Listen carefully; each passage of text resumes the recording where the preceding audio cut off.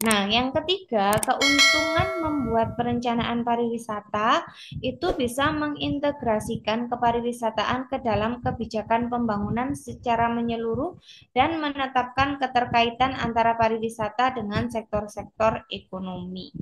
Jadi karena adanya perencanaan pariwisata, maka bisnis kita bisa menetapkan keterkaitan antara bisnis pariwisata dengan sektor-sektor ekonomi yang lain. Misalnya, pada perencanaan pariwisata itu kita ingin kita ingin masuk ke bisnis pariwisatanya yang di bidang kuliner. Maka dengan adanya perencanaan itu kita bisa mengintegrasikan bisnis kepariwisataan itu dengan kebijakan pembangunan secara menyeluruh dan menetapkan keterkaitan antara pariwisata dengan sektor ekonomi yang lain. Misalnya dalam bidang restoran akan berpengaruh ke sektor-sektor ekonomi yang lain. Contohnya, kalau kita mau bisnis pariwisata di bidang restoran, kaitannya dengan sektor ekonomi yang lain, contohnya seperti apa?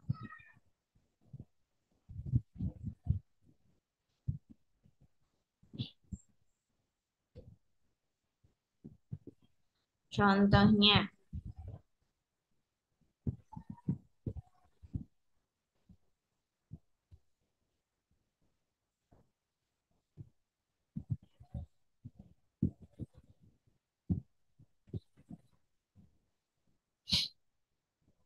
halo, keuntungan perencanaan pariwisata yang ketiga dapat mengintegrasikan dan menetapkan keterkaitan antara pariwisata dengan sektor-sektor ekonomi.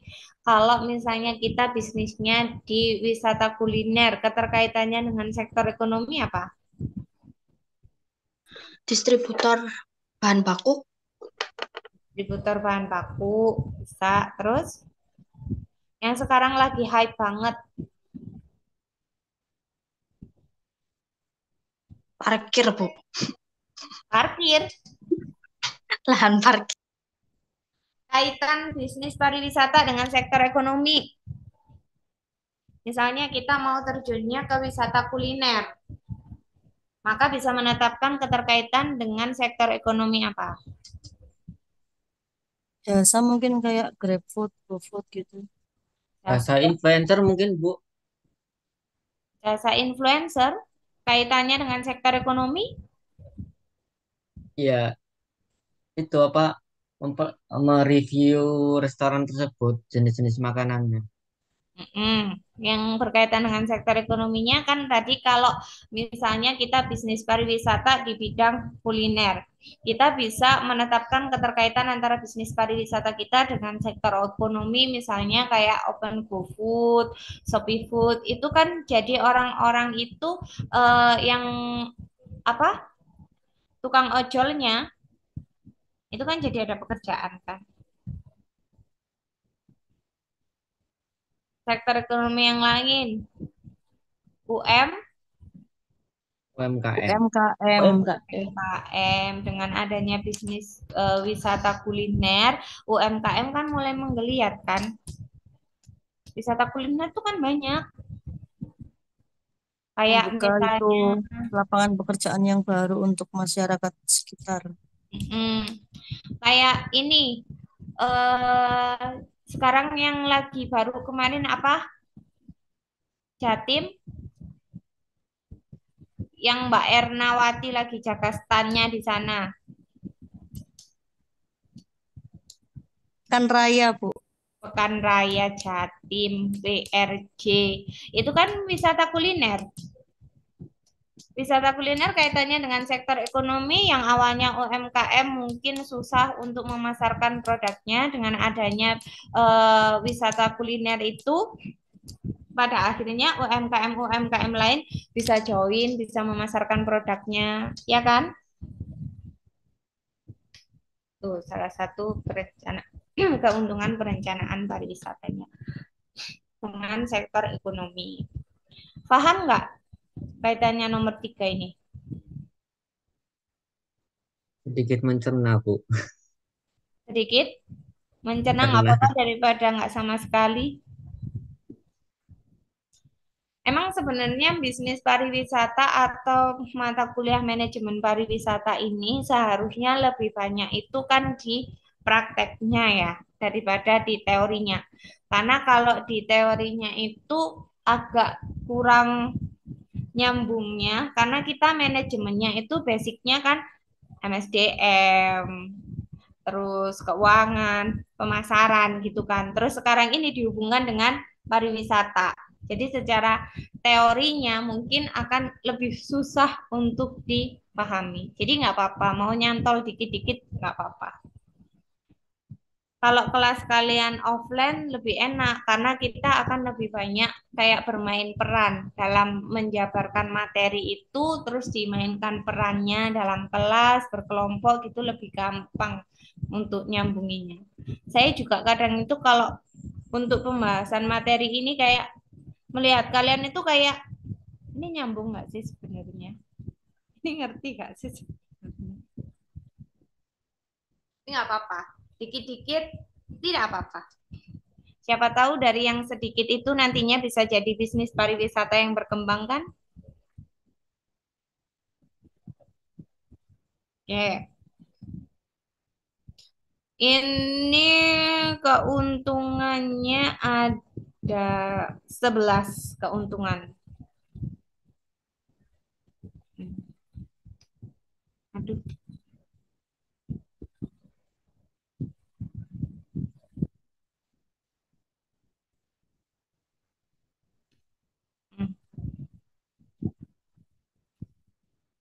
Ini nanti kalian bisa baca sendiri. Jadi 3 saya sudah jelaskan. Yang ini nanti bisa kalian pelajari sendiri. Kalian baca-baca aja, apa-apa. Ini kenapa susah kali? Oh, bisa. Nah, kita masuk ke prinsip perencanaan pariwisata. Jadi prinsip perencanaan pariwisata yang pertama, haruslah dibawa koordinasi perencanaan fisik daerah secara keseluruhan. Kenapa? Karena pada saat kita merencanakan bisnis pariwisata, kita harus berkoordinasi dengan perencanaan fisik daerah secara keseluruhan. Perencanaan fisik daerah ini adalah pembangunan fisik daerah, seperti pembangunan jalan. Nah, pada saat proses perencanaan pariwisata, kita harus koordinasi. Di tempat pariwisata yang akan kita buka itu pembangunan fisiknya sudah sampai seberapa gitu. Kalau misalnya di tempat pariwisata yang akan kita buka ternyata pembangunan fisiknya, contoh fisik jalan itu masih belum tersedia kan itu tidak bisa. Paham ya koordinasi pembangunan perencanaan fisik di sini. Jadi perencanaan yang kita buat harus sejalan dengan perencanaan pembangunan fisik di daerah tersebut. Kita sudah membuat rencana yang matang. Ternyata rencana fisik pembangunan di situ jalannya nggak ada tuh. Jalannya baru dipikirkan. Belum tahap perencanaan. Maka perencanaan yang kita buat bisa berjalan nggak?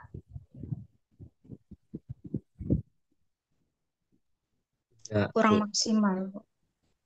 Selain kurang maksimal, bisa saja tidak berjalan dengan semestinya.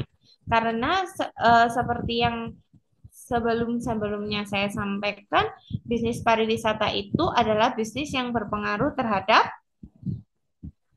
berbagai sektor. sektor. Jadi harus ada koordinasi perencanaan bisnis pariwisata kita dengan perencanaan pembangunan fisik di daerah tersebut. Prinsip yang kedua harus berdasarkan suatu studi yang khusus dengan memperhatikan perlindungan terhadap lingkungan alam dan budaya di sekitarnya. Jadi, karena tadi dampak yang ditimbulkan dari bisnis pariwisata itu bukan hanya dampak secara positifnya, tetapi juga ada dampak negatifnya, entah itu terhadap lingkungan, entah itu terhadap kehidupan sosial budaya, entah itu terhadap kehidupan ekonomi daerah tersebut, maka perlu ada studi khusus. Studi khusus yang bisa sebagai dasar kita dalam menentukan perencanaan pariwisata. Misal di tempat tersebut, di tempat wisata yang akan kita buat bisnis, itu lingkungan alamnya sudah tinggal sedikit nih. Maka perlu adanya studi khusus lagi. Kalau kita mendirikan suatu usaha atau bisnis pariwisata di situ, apakah cukup mengganggu atau enggak? Karena kan kita terhadap lingkungan alam dan budaya serta lain-lain kan mungkin bukan ahlinya kan.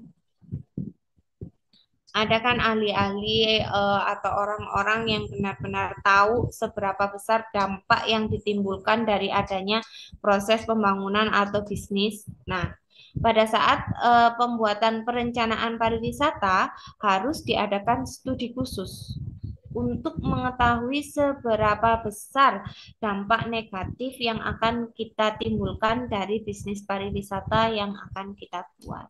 Jangan sampai dampak tersebut mengganggu kelangsungan hidup di daerah tersebut. Yang kedua, prinsip perencanaan pariwisata itu harus didasarkan atas penelitian yang sesuai dengan lingkungan alam sekitar dengan memperhatikan faktor geografi yang lebih luas dan tidak meninjau dari segi administrasi saja. Ini konsepnya hampir sama dengan yang kedua. Yang keempat, harus memperhatikan faktor ekologi daerah tersebut. Faktor ekologi itu adalah faktor lingkungan. Yang kelima, tidak hanya memperhatikan masalah dari segi ekonomi saja, tetapi harus juga memperhatikan masalah sosial yang mungkin ditimbulkan. Kalau sekarang kita membuat nih, kita kan berencana untuk membuka bisnis pariwisata. Yang selalu dibahas adalah dampaknya terhadap berbagai sektor, utamanya di sektor ekonomi. Jelas suatu bisnis itu akan memiliki pengaruh yang besar terhadap sektor ekonomi. Tetapi bukan hanya di sektor ekonomi saja bisnis pariwisata itu memiliki dampak, tetapi juga memperhatikan masalah sosial atau dampak sosial yang mungkin ditimbulkan. Nah, sekarang kalian saya kasih waktu 10 menit untuk mengetahui, untuk memberikan contoh dampak pariwisata terhadap kehidupan sosial.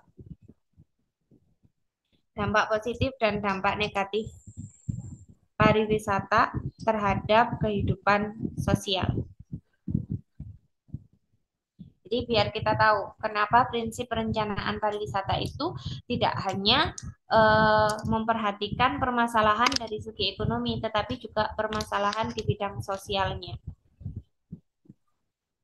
Kalau kita tahu dampak sosial dari bisnis pariwisata, maka pada saat proses perencanaan pariwisata kita sudah bisa meminimalisir dampak tersebut. 10 menit, dampak positif dan dampak negatif bisnis pariwisata terhadap kehidupan sosial.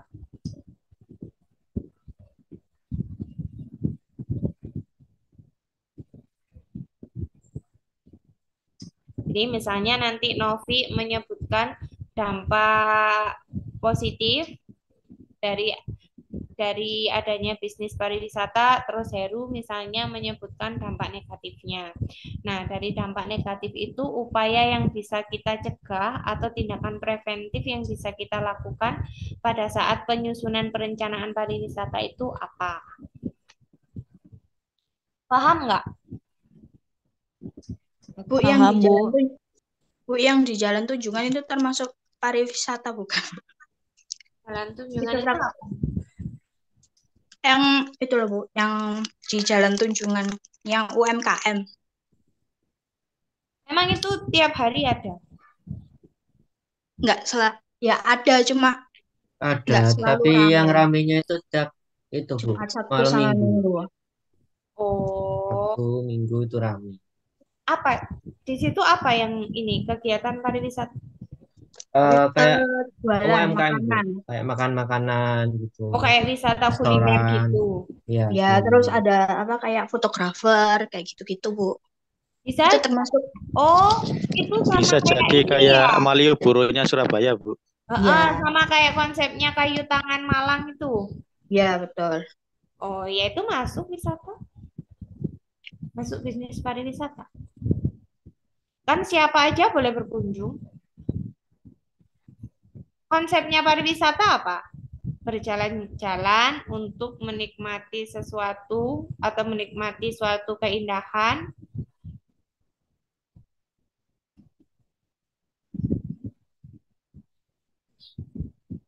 Ya, itu dampak negatifnya bikin macet, Bu.